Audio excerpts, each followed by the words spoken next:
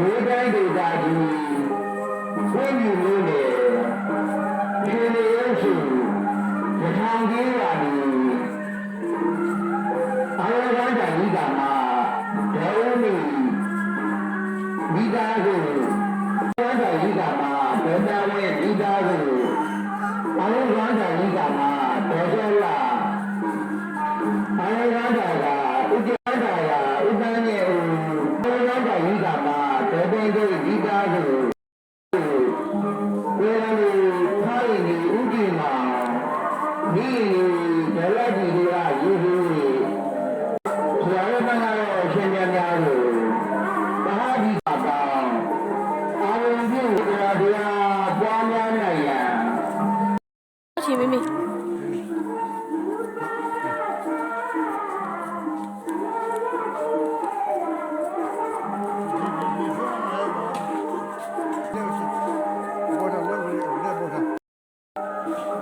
แล้วสิ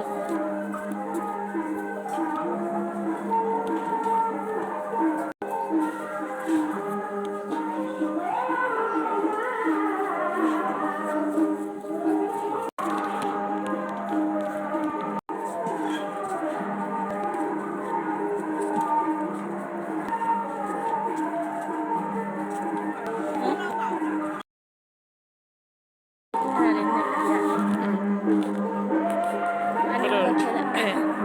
ะ